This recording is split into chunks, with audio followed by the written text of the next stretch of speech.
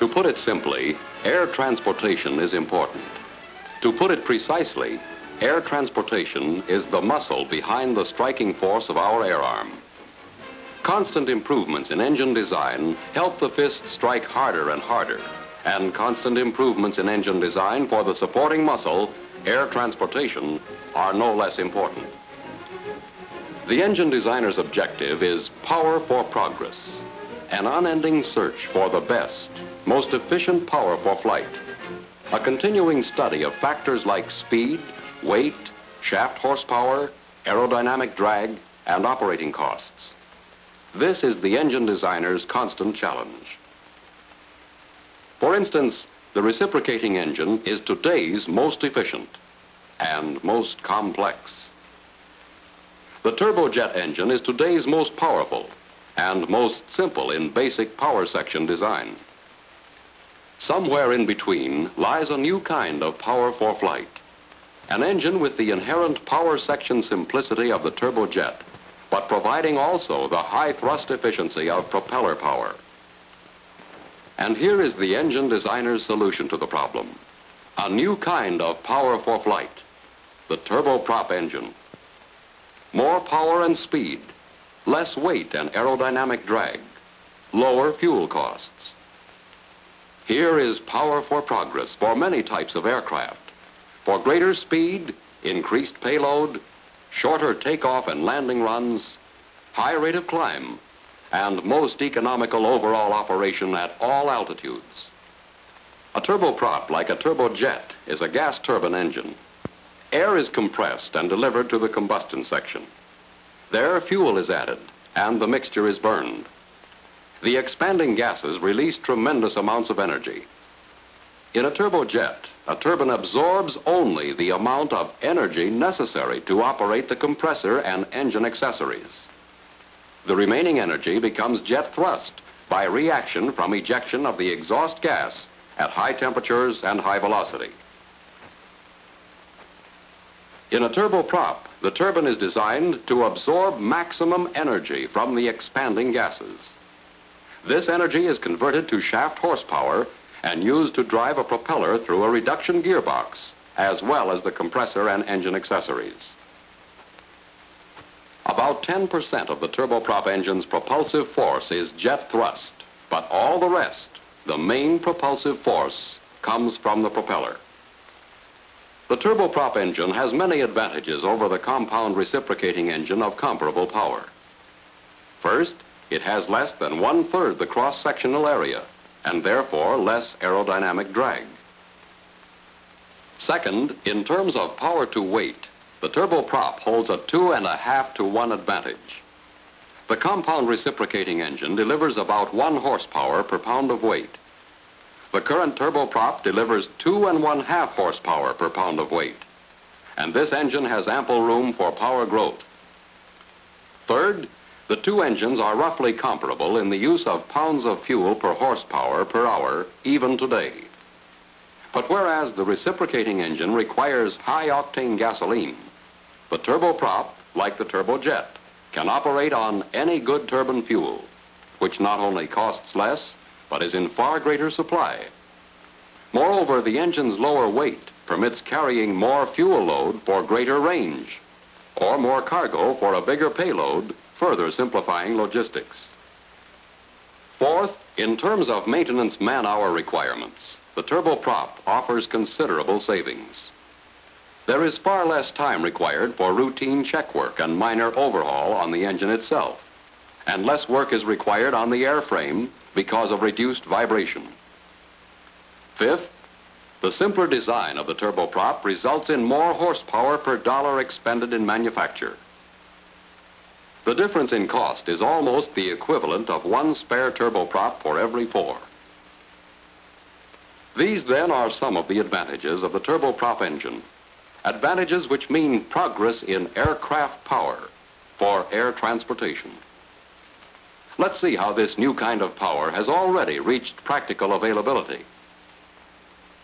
Development began with a request from the Navy Department, Bureau of Aeronautics. But the request wasn't for a specific engine. It was for any engine that would enable an airplane to meet certain specific requirements. This took an engine with high power, low weight, small size, low fuel costs. This request was for an engine which would enable an airplane to perform missions not possible with any known engine. And detailed study ruled out either the reciprocating engine or the turbojet. And so a new concept was born, the turboprop engine. The specific Allison proposal was for the T-40, an engine with twin power sections driving a contra-rotating propeller which could be clutched to either or both power sections for unusual flexibility of operation and economical cruise. To expedite development, the T-38 was then designed, with gearbox and propeller driven by a single power section. Following tests of component parts, testing of the complete unit proceeded until the engine was ready for flight evaluation. A test bed was installed in a B-17. Standard flight evaluation tests were made, including tests for temperatures and pressures throughout the engine. One result of this work was the development of simplified coordinating and propeller controls. And the next step was to prove the turboprop engine as a practical power plant on its own. Military interest in the advantages of turboprop power for both existing and future aircraft had reached the flight test stage. For instance, the Convair XP-5Y flying boat, the Douglas XA-2D Sky Shark. Could turboprop power do a job in these planes? Well, let's see. The XP-5Y long-range flying boat, built by Consolidated Vultee Aircraft Corporation, was the first American aircraft to fly wholly on turboprop power. The 4 Allison T-40 engines and dual rotation Aero Products propellers give this 70-ton transport a power-to-weight ratio far in excess of many World War II fighters. It was test flown to evaluate the production version, the R3Y Tradewind. The XA-2D carrier-based attack plane, built by Douglas Aircraft Company, was the first American turboprop-powered bomber to fly. The Sky Shark is powered by an Allison T-40 engine with dual-rotation Aero Products propeller. The XA-2D can carry a greater payload than any known jet bomber or fighter for the same expenditure of fuel. The testing program on the XP-5Y, the XA-2D, conducted by the aircraft manufacturers, provided the first turboprop flight test effective data accumulated in America. Allison also engages in flight testing on its own, following the long-established General Motors policy of proving new products in the vehicle of proposed use.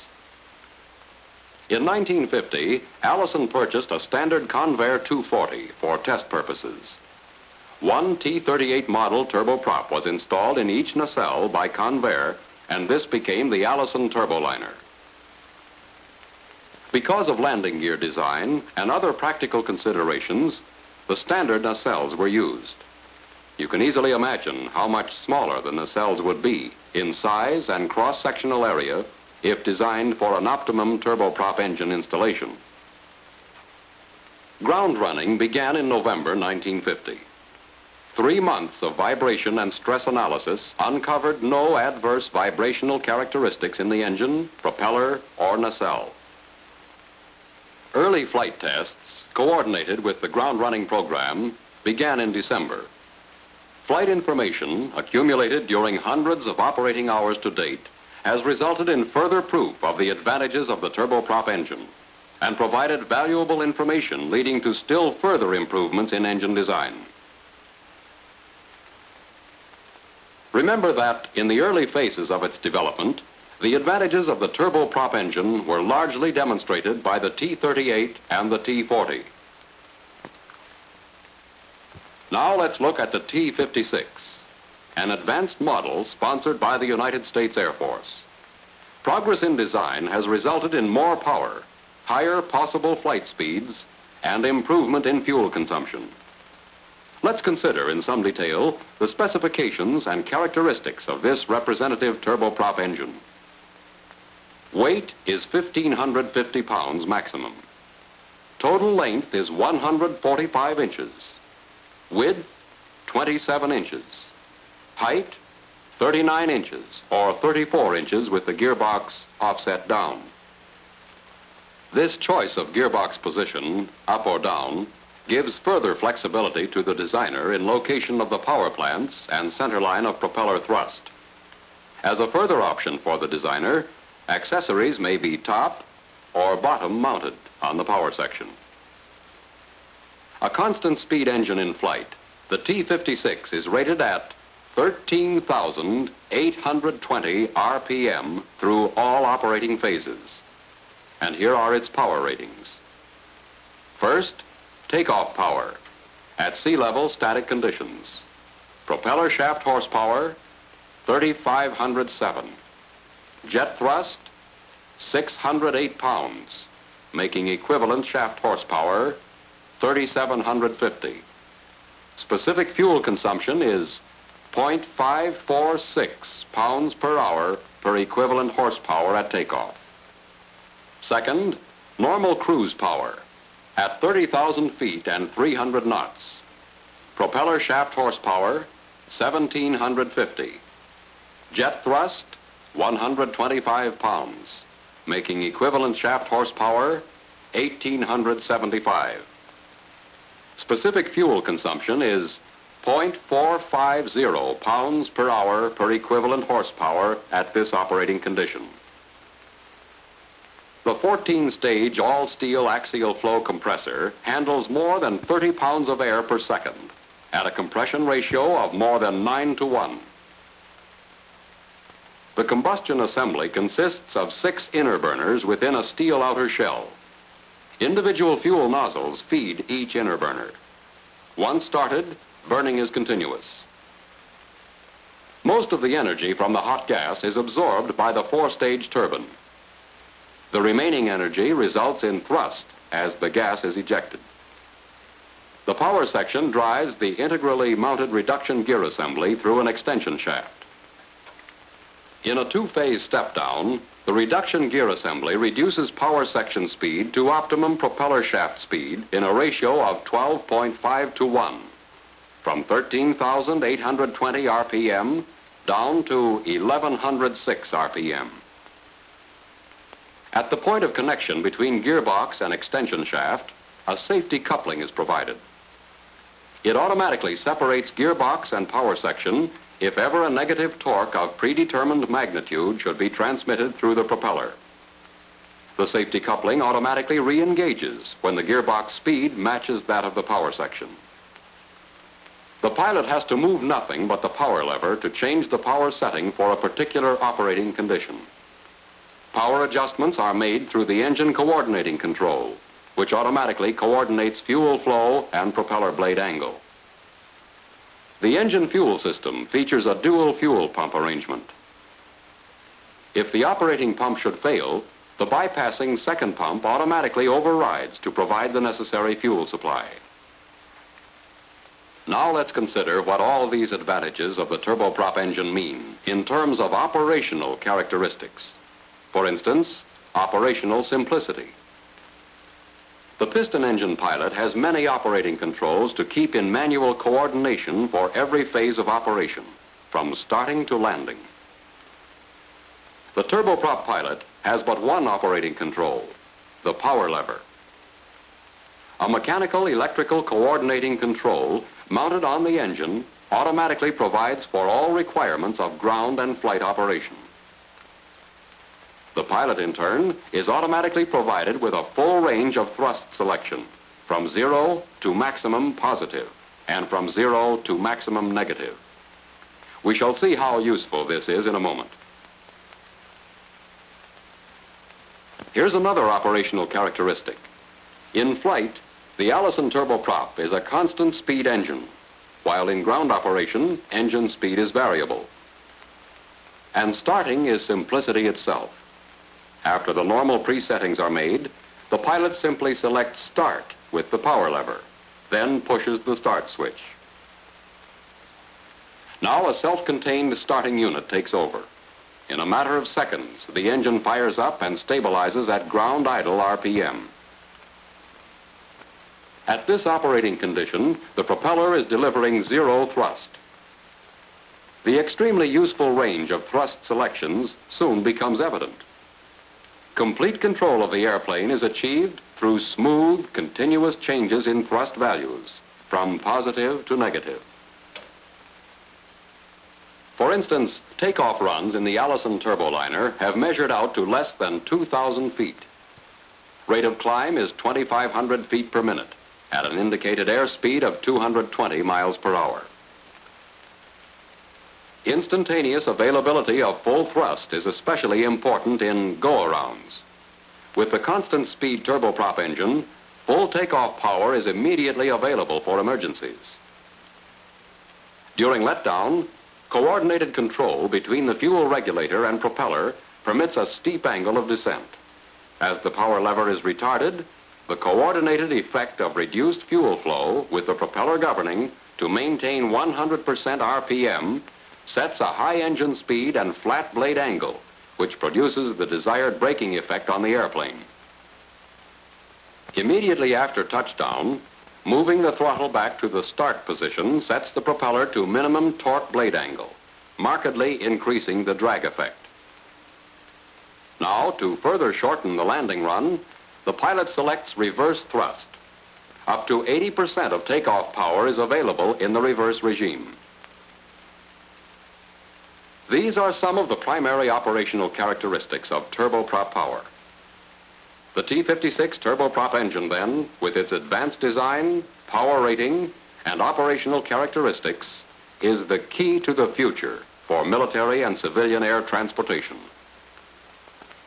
The first United States Air Force transport designed specifically for turboprop engines is the Lockheed C-130, powered with 4 Allison T-56s. Planes like this can fly faster and higher for high-speed, long-range personnel transport, as cargo planes for heavy equipment, as hospital planes for litter cases.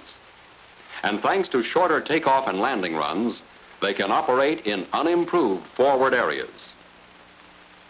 Another application of turboprop engines in the transport field is the C-131C, a conversion of the twin-engine Convair 340 to Allison T-56s. Usefulness of turboprop transports is not limited to military application. Commercial operators also look to these new type aircraft to carry greater loads at higher speeds and with better economy. But the future of turboprop engines has only begun. The basic power section can be adapted for marine power, stationary power plants, the helicopter, and other vertical takeoff requirements. For all high-speed, load-carrying flight requirements, it seems inevitable that turboprop engines will supplant piston engines in military and civilian aircraft.